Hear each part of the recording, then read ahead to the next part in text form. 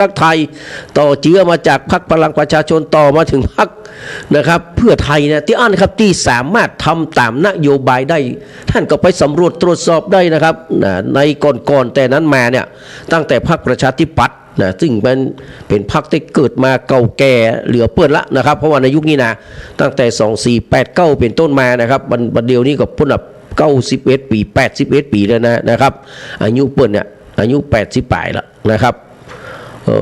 ตู้บดายแต่มาสามารถจะทำได้นะครับนะครับพอทักไทยรักไทยทำได้โดยเฉพาะนโยบายที่เปิ้นรับต่อจากแนวคิดของหมอสงวนนิตยารำพงษ์ได้เนี่ยนะครับเปิ้นก็เอามาต่อยอดกันมาจนทุกวันนี้บอกว่ารัฐบาลหน้าสุนัขตัวไหนก็ได้ครับที่ทำรัฐประหารยึดอำนาจมาจะมาเปลี่ยนนะครับจะมายกเลิกบัตรทองบัตร30 บาทรักษาทุกโรคเนี่ยยังเงี้ยบ่ได้ครับวันนี้เป็นความพยายามของรัฐบาลไอ้หนูครับที่พยายามที่จะล้มเลิกนะครับ30 บาทรักษาทุกโรคตลอดจนถึงเบี้ยอายุเบี้ยเงินอายุของคนเฒ่านี่นะครับแต่ในขณะเดียวกันมันส่วนทางกันครับไอ้บอนวันศักดิ์อุวันโนบอกว่า65 ปีที่จะต่ออายุข้าราชการขึ้นไป5 ปีเนี่ยยังได้ก็ต้องทำพี่น้องมันคัดแย้งกันนะก็ตั้งบะหมี่คนเฒ่าทั่วไปเพื่อจะบะหมี่กินอยู่แล้วนะฮะเคยคิงแกฮิจิกมายกเลิกแต่จะไปต่ออายุฮือมูข้าราชการนะครับก็เอาตังป้อคิงจ่ายกันแล้วกันนะฮะเป็นเงินเนี่ยต้นใดจะ60โอ้บักเกษียณเตื้อนะครับฮือต่อไปแหม5 ปีนะฮะเป็น65แล้วถ้าเอาเงินป้อกิงจ่ายนะบอกว่าซักนะถ้าเอาเงินป้อกิงจ่ายนะแพ้จะบะคัดค้านนะครับจะบัญญัติสักอย่างละนะครับปล่อยไปตามนั้นเลยแต่ถ้าเอาเงินภาษีราษฎรทั้งหลายประชาชนทั้งหลายคงจะต้องเจอกันสักน้อยหนึ่งนะครับคงจะต้อง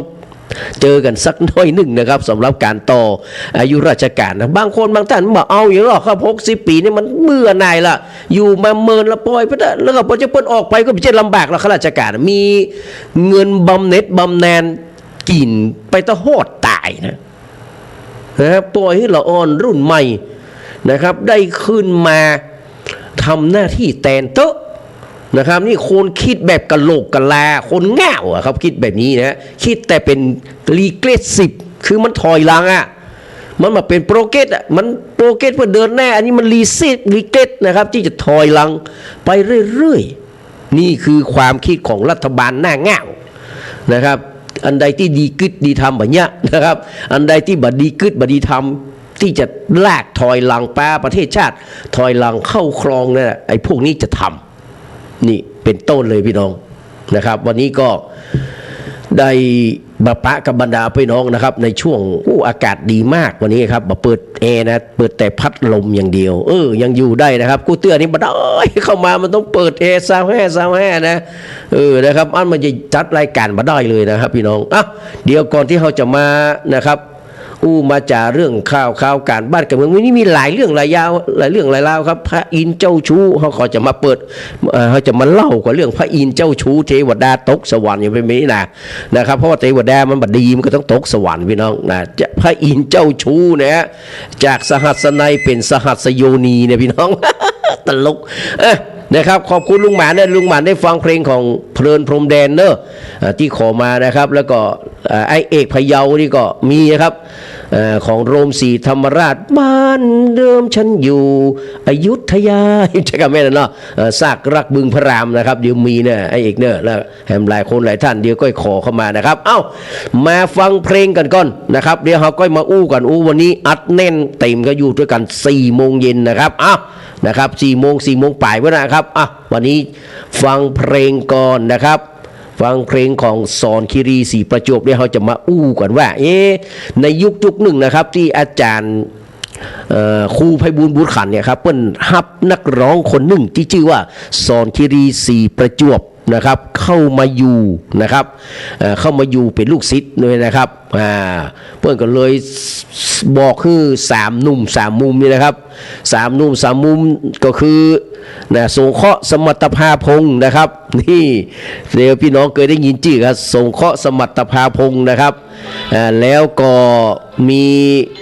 ครูพงศักดิ์จันทรุขาพ่อใหญ่นะครับอดีตศิลปินแห่งชาติ และก็ครูสุรินทร์ภาคสิรินี่ครับสามหนุ่มสามมุมนะคือมาแต่งเพลงคือกับสอนคีรีสีประจวบนี่ต่างคนก็เสาะแห่นะครับสามคนนี้ต่างบุคลิกกันเลยนะครับบุคลิกแต่ละคนเป็นอย่างไรเดียวเรามาอู้กันนะครับมาอู้กันว่าสามคนเนี่ยช่วยกันสร้างสอนคีรีสีประจวบได้ตั้งใดพ่องมาฟังเพลงของสอนคีรีเนอะนะครับมีประมาณ1 2 3 4 5ผมเพิ่งฟัง5เพลงเลยนะ5เพลงแล้วพลิกมาอู้กันเรื่องการบ้านการเมืองตัวแซมไปในตัวเรื่องของพระอินทร์ตัวนะครับเพราะว่าเพลงสุดท้ายเนี่ยจะเป็นพระอินทร์เจ้าข้าพี่น้องมันเปิงกับสถานการณ์บ้านเมืองสมัยนี้ครับเขายุคไปถอยไปในสมัยยุคของเทวดาที่อยู่มาจาก3ครอบครัวนะพี่น้องในสมัยนั้นนะครับบ้านเฮานี่เข้ายากมากแปลงน้ำมันก็แปลงอะไรอย่างก็แปลงคอมมิวนิสต์ก่อน ผมก็เครียดนะเรื่องคอมมิวนิสต์นะครับจังเขามาอะไรอย่างมาโปรปากันด้านะครับโฆษณาชวนเชื่อในสิ่งที่บดีนะครับของพรรคคอมมิวนิสต์แห่งประเทศไทยเนี่ยมีเยอะแยะเลยนะครับเดี๋ยวเรามาฟังเพลงกันเดี๋ยวเราก็มาอู้กันนะครับ